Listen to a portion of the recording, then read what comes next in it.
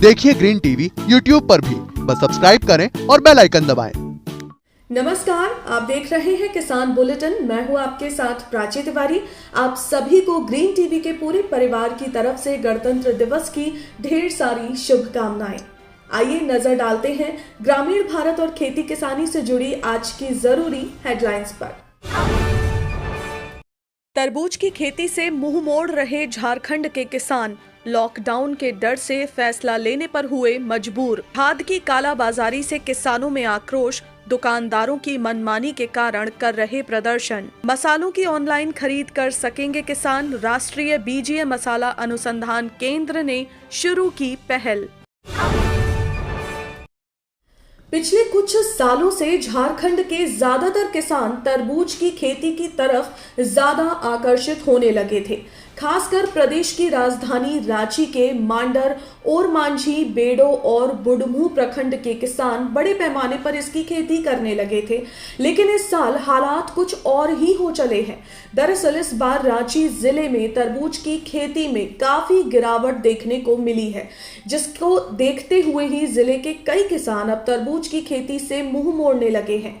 ऐसा माना जा रहा है कि इस बार राज्य में तरबूज के रकबे में कमी आ सकती है। वहीं कुछ विशेषज्ञों की माने तो रांची जिले के किसानों के लिए तरबूज की खेती उनकी आमदनी का सबसे बेहतर विकल्प रहा है, क्योंकि कम लागत में किसानों को इससे अच्छी कमाई मिल रही थी। ऐसे में सवाल उठता है कि आखिर अचानक से ऐसा क्या हुआ। तो आपको बता दें कि तरबूज की खेती न करने के पीछे किसानों का एक सबसे बड़ा कारण कोरोना संक्रमण है, जिसकी वजह से राज्य में लागू किए गए लॉकडाउन ने किसानों की कमर तोड़ दी है। किसानों को डर है कि जिस तरह पिछले साल लॉकडाउन की वजह से उनके तरबूज की फसल पूरी तरह से सड़ गई थी, दूर दूर तक किसानों को कोई खरीदार तक नहीं मिला था। कहीं इस बार भी अगर कोरोना के कारण प्रतिबंधों को बढ़ा दिया गया तो एक बार फिर नुकसान झेलने के लिए उन्हें मजबूर होना पड़ेगा। यही कारण है कि इस बार जिले के किसान तरबूज की खेती नहीं करना चाहते हैं। जहां एक तरफ सरकार हर दिन ये दावा कर रही है कि हर राज्य में जरूरत के मुताबिक खाद की आपूर्ति की जा रही है, तो वहीं दूसरी तरफ बिहार में अब भी खाद की कालाबाजारी को लेकर किसानों की मुश्किल जारी है। हालात ये हो चले हैं कि किसानों को तय कीमतों से ज्यादा पैसे देकर यूरिया और डीएपी खरीदना पड़ रहा है। ऐसे में गुस्साए किसानों ने बिहार किसान मंच के बैनर तले प्रदेश के कई इलाकों में अनोखा प्रदर्शन किया है। किसानों ने खाद की खाली बोरियों को लेकर खाद की कमी और उसकी हो रही कालाबाजारी को लेकर अपनी समस्याएं बताई।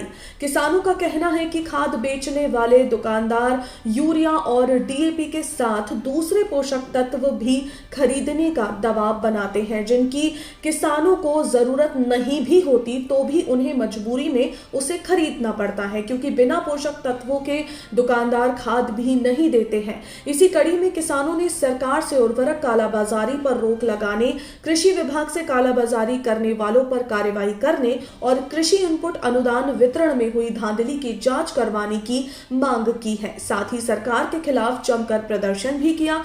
किसानों की माने तो उन्हें 266 रुपए वाला यूरिया का एक बोरा सरेआम 350 रुपए में बेचा जा रहा है। वहीं इस बात को लेकर जब किसान शिकायत करने की बात कहते हैं तो दुकानदार सरेआम किसानों को धमकी दे डालते हैं कि जाओ, जिसे जहां शिकायत करनी है कर दो, हम तो महंगा ही बेचेंगे। वहीं प्रदर्शन करते हुए किसान संगठन ने ये ऐलान किया है कि अगर दुकानदारों ने अपनी मनमानी नहीं रोकी तो प्रदेश के किसान मिलकर 7 फरवरी को खगड़िया जिले के कृषि कार्यालय का घेराव करेंगे। जाहिर है कि सरकार की तरफ से खाद का पूरा स्टॉक भेजा जा रहा है, मगर अधिकारी और व्यापारी मिलकर खाद की शॉर्टेज दिखाने की कोशिश में जुटे हुए हैं। भारतीय मसालों का दबदबा पूरी दुनिया में है, क्योंकि भारत मसालों का सबसे बड़ा उत्पादक, उपभोक्ता और निर्यातक देश है। भारत में 20 बीजीय मसालों समेत कुल 63 तरह के मसालों की किस्में उगाई जाती हैं, मगर आमतौर पर सबसे ज्यादा खाए जाने वाले हल्दी, अदरक, मिर्च, लहसुन, धनिया, सौंफ आदि जैसे कई मसालों के बीज बाजार में आसानी से उपलब्ध नहीं होते हैं।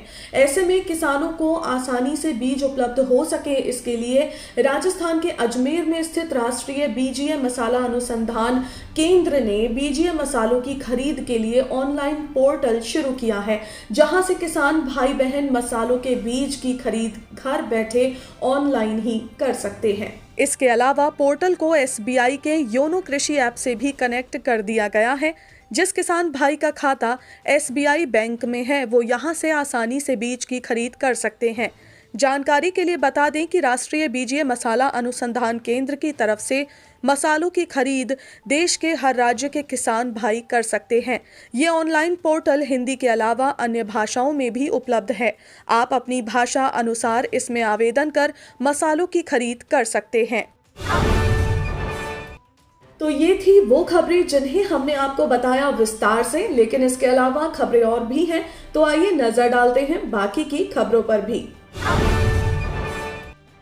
महाराष्ट्र के नागपुर जिले में एक किसान ने आत्महत्या कर ली।